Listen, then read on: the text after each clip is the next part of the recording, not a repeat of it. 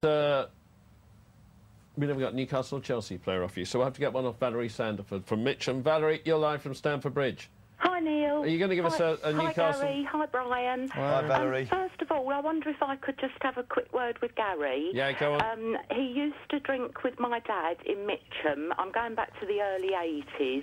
The Crown in Mitcham. His name was Boise.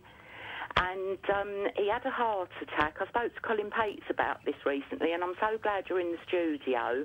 And you and Colin clubbed together and bought him a big hamper and sent it to the hospital to cheer him up. And I just wanted you to know that it did the trick. It really helped to speed up his recovery, knowing that because you were young lads at that time, that two young lads cared so much. So thank you very, very much indeed for that, Gary.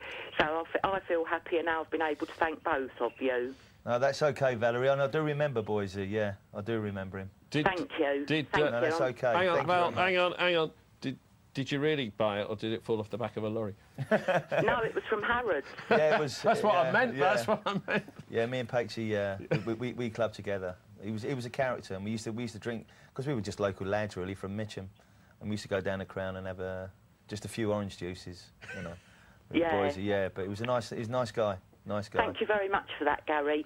And just as a second point, I just wanted to let you know as well, my nephew Scott lives in Chester now, and my son Steve's a season ticket holder in the Matthew Harding Upper, and decided to take Scott to the Old Trafford game for his 18th birthday. So, obviously, they would have preferred a better result, but they were in their absolute glory on the train back from Manchester Piccadilly to Chelsea because they were surrounded by United fans. And the general comments were, oh, my God, we were absolutely hammered. Oh, how did we ever hold on during that second half onslaught? But the best comment of all was, wasn't it great to get one over on those southern so-and-sos? I won't use the words that they use because it's rude. But I never thought I'd hear the day that Man United fans were frightened of us. Yeah, brilliant. So, absolutely brilliant. Tomorrow's game, I've not got any qualms whatsoever. Leave it to Jose. He knows what he's doing. I've got all faith in him. I don't buy newspapers, as you know, so I haven't got a clue what's been going on this past fortnight. And I don't particularly care because obviously Jose's stuck two fingers up at everyone yet again and not spoken to them. Valerie, give us a Chelsea and Newcastle player or manager. Well, I'm going to go back donkey's years, Hughie Gallagher. Yeah, of course. Hughie Gallagher goes in at centre forward. I didn't see him.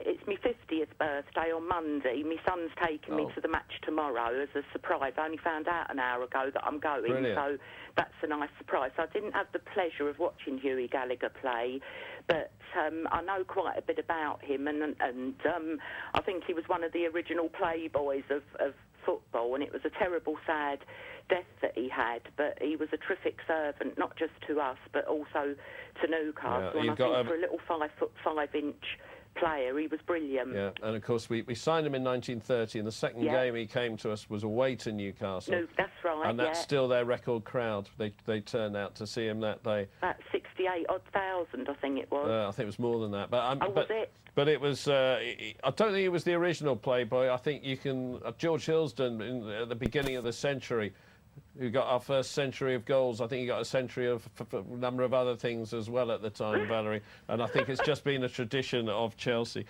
George Hillsden at centre forward. Great call. Thanks for that.